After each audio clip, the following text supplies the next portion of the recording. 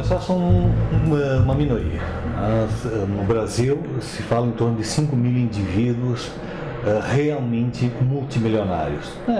Mas eu acho que não importa quantificar exatamente. O que interessa saber é que esse pessoal tem um poder econômico, cultural, né, domina a mídia, domina o Congresso. É uma coisa assim sem precedente na história brasileira. Né? Se forem 5 mil, 10 mil, não muda a desproporção que existe entre esses indivíduos e o restante da população. Esses indivíduos controlam em torno de 40% a 50% da riqueza substantiva, né? É a riqueza que gera mais riqueza.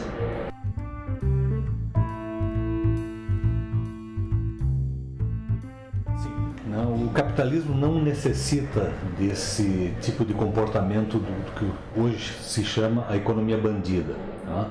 Porque no Brasil, historicamente, um país muito rico, desde a época da colônia, Império, República Velha, né, até hoje, nós tivemos ciclos econômicos importantes que não dependeram tanto da inovação tecnológica, da eficiência empresarial, mas sim de estratagemas duvidosos, ilegais, ilícitos. E em todos os momentos, digamos assim, de crescimento econômico, nós temos registros dessas situações esdrúxulas, né, e ilegítimas, porque rompem inclusive com as leis do próprio capitalismo, as leis da livre concorrência. Eles têm um discurso de livre concorrência, mas na verdade essas grandes corporações, esses indivíduos multimilionários conseguiram, talvez com mais rapidez do que seria possível, concentrar fortunas inimagináveis. Então, assim, seria dispensável, mas aí é quase um traço cultural de controlar todas as formas, privilégios, isenções, né, via Estado, via outras formas de manipulação da opinião pública.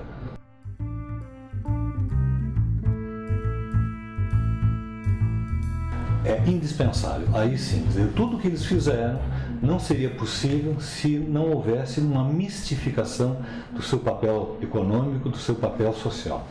Se nós formos consultar a opinião pública, né, nós vamos encontrar opiniões assim: não, é rico porque merece, porque se esforçou, foi talentoso. O pobre não se esforça, é preguiçoso. Isso é diariamente reproduzido, né, pela grande mídia. Nós não temos informações isentas sobre o crescimento das fortunas, sobre os comportamentos da economia bandida. E pegar um exemplo que eu acho que é um dos mais fortes, a questão dessa campanha Chega de Tanto Imposto. As pessoas estão convencidas que a carga tributária brasileira é muito grande. Não é. Absolutamente não é. Ela está dentro de um padrão normal para uma economia desse tamanho. O que acontece? Os pobres, a classe média, a classe trabalhadora, os pequenos empresários pagam impostos. E aí sim tem uma carga tributária altíssima. Os milionários não. As grandes corporações, elas escapam do fisco com a maior tranquilidade. Então, na soma, a carga tributária é alta para a população, né, que tem impostos deduzidos nos salários ou impostos embutidos nos itens de consumo. Enquanto que grandes corporações, rentistas, multimilionários, né, pagam praticamente nada. Eles têm uma série de isenções criadas pelo Congresso, pelo Executivo ao longo da história, que os favorecem e que penaliza realmente os mais fracos.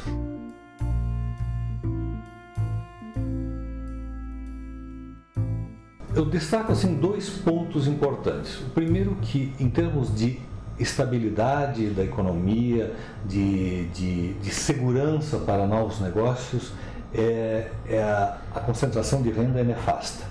Os indivíduos multimilionários não aplicam no Brasil, ou aplicam segundo a sua conveniência, aproveitando momentos de recessão ou de expansão, tirando o dinheiro daqui, aplicando no exterior, voltando quando isso é interessante. E a economia, digamos, as grandes fortunas, elas não têm um poder de consumo para mobilizar a economia, né? Uma boa parte da fruição desses recursos é no exterior, né? Com propriedades, iates, jatinhos, férias, etc., né? E aqui mesmo, no país, o consumo deles é limitado, né? Ganham 1 milhão a mais por mês ou 2, não interessa, eles não vão ampliar o seu consumo de forma a dinamizar a economia. E com isso, né, a alta concentração de renda significa transferência de renda dos mais pobres, da classe média, né, para eles, então penalizando o mercado interno. A outra consequência negativa é na questão democrática. As grandes fortunas têm interesse em fragilizar a democracia, fragilizar a informação democrática. Eles se valem de privilégios para controlar o Congresso através de lobistas ou mesmo de interventores diretos, fazendo legislações específicas, criando isenções, benefícios, etc., e manipulando a opinião pública. Nós temos deputados federais, senadores que foram eleitos graças ao poder econômico. Eles estão lá para atender aos interesses da indústria farmacêutica, dos bancos, né, de setores específicos da sociedade, e mantém um discurso, né, de estamos defendendo a economia brasileira, estamos defendendo os direitos dos trabalhadores.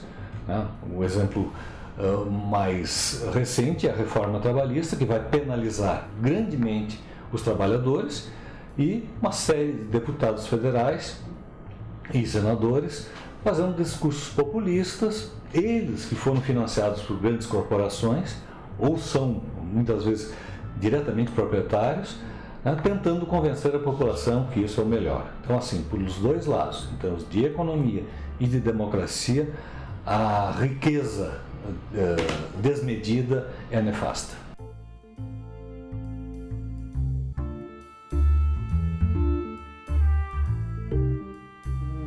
O primeiro trabalho indispensável é conseguir informações, tentar explicar o que está acontecendo, desmistificar essa concentração de renda, desmistificar essas fortunas ilegítimas. O segundo passo seria reformas, porque com esse Congresso, que é controlado em grande parte pelo poder econômico, ou eu diria assim, majoritariamente pelo poder econômico, vai ser difícil modificar legislação e uma série de políticas sociais e econômicas. Mas existem medidas pontuais que são possíveis, e eu diria mais, elas são necessárias, elas são urgentes. Se não houver uma reforma tributária, se não houver o pagamento de impostos por quem tem capacidade contributiva, nós vamos caminhar para o desastre. E nós temos uma economia que está cada vez mais fragilizada, a democracia, né, já combalida pelo golpe e por práticas do Congresso que são nefastas à população, né, isso se agravando, né, é um desastre anunciado. Então é urgente, é necessário a adoção de políticas específicas, né, que são viáveis, não resolverão o problema todo, mas pelo menos minimizarão as perdas sociais.